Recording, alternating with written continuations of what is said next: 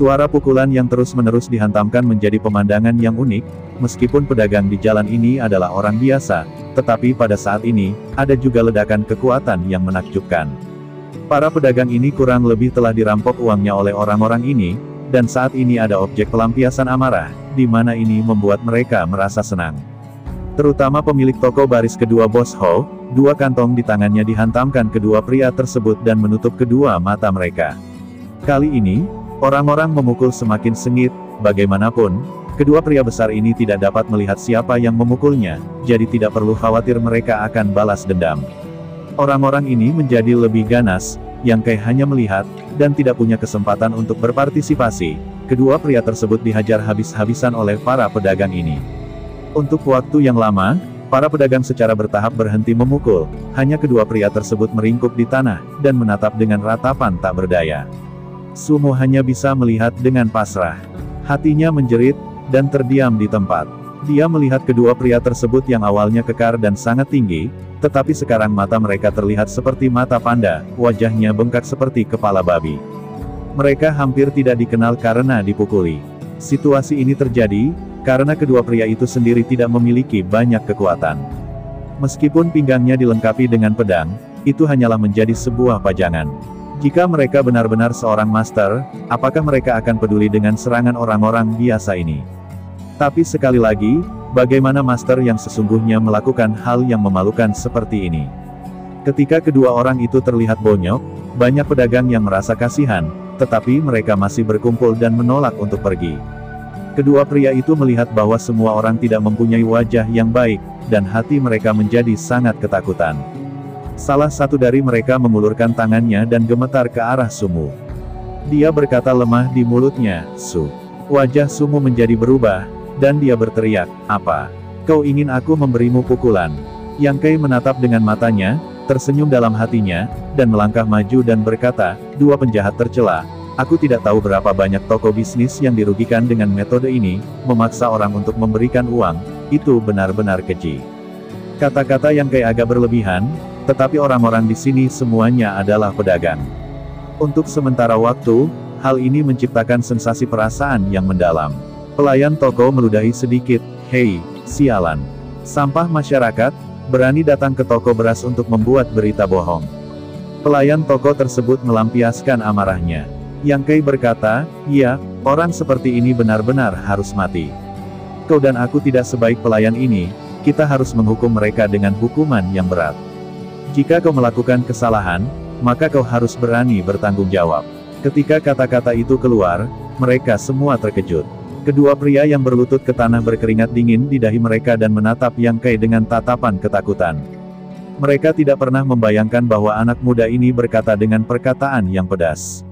Mata Sumo bahkan terbelalak dan menatap Yang Kai, "Aku ingin melihat apakah dia bercanda." Tetapi Yang Kai terlihat tenang, jelas bahwa ekspresinya nyata. Sejujurnya, kedua orang ini memang berdosa, tetapi mereka tidak terlalu bersalah. Kalimat yang Yang Kai ucapan tidak diragukan lagi terlalu kejam. Sumo berkata, "Saudara ini, apakah ini terlalu berlebihan?" Berlebihan. Yang Kai menggelengkan kepalanya, jika fitnah yang mereka lakukan berhasil, maka toko beras Bos Hi mungkin akan ditutup. Bagaimana mungkin toko beras Bos Hi bisa tutup? Bagaimana dia bisa mempertahankan mata pencahariannya? Ini sama saja, memaksa orang untuk putus asa, jadi bagaimana bisa ini disebut berlebihan? Kau harus tahu, seseorang harus bertanggung jawab jika dia melakukan suatu kesalahan fatal. Awalnya, para pedagang ini melihat proposal Yang Kai untuk membunuh, dan beberapa orang menjadi tidak tega. Tetapi setelah mendengarkan beberapa kata, mereka merasa ada beberapa kebenaran.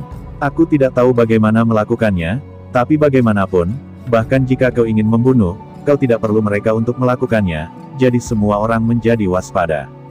Hanya Bos Hi ingin berbicara, tetapi Yang Kai menghentikannya. "Tapi bahkan jika ini masalahnya, kamu tidak bisa membunuh siapapun." Sumo benar-benar cemas. Saudara laki-laki di depannya sangat kejam, ini yang tidak pernah dia duga.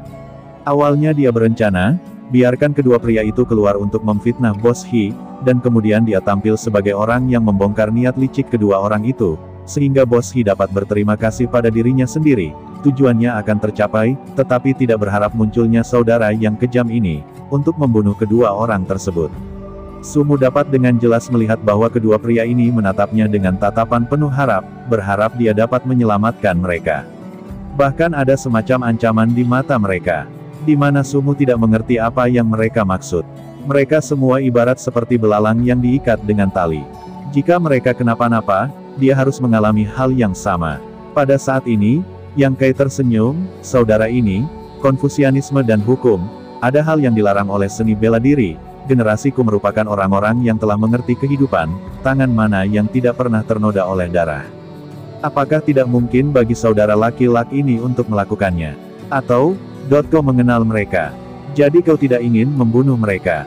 Tubuh Sumu tiba-tiba bergetar dan menolehkan kepalanya memandang Yang Kai, tetapi dia melihat senyum di wajah Yang Kai dan Sumu memandang dirinya dengan mata yang menyipit. Apa maksud dari saudara ini? Wajah Sumu menjadi dingin, dan dia merasa rencananya diketahui olehnya. Namun, sebelum dan sesudah, dia tidak mengungkapkan kesalahan sama sekali. Bagaimana ini bisa diketahui? Dia tidak tahu bahwa Yang Kai telah melihatnya bertemu dengan kedua pria tersebut di gang secara tidak disengaja. Ini sebenarnya kebetulan, jika bukan karena itu, Yang Kai juga akan tertipu hari ini. Bos Hi, ketika dia mendengar kata-kata Yang Kai, dia tidak bisa tidak bertanya, Yang Kai, mungkinkah? Yang Kai mencurigai Sumu, bagaimana mungkin Bos Hi tidak melihatnya?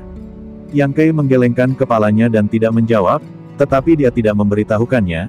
Dia memandang Sumu dan berkata, saudara, aku melihatmu juga orang yang berani, tetapi hari ini adalah kesempatan yang diberikan oleh surga, mengapa kau tidak ingin berkontribusi untuk umat manusia?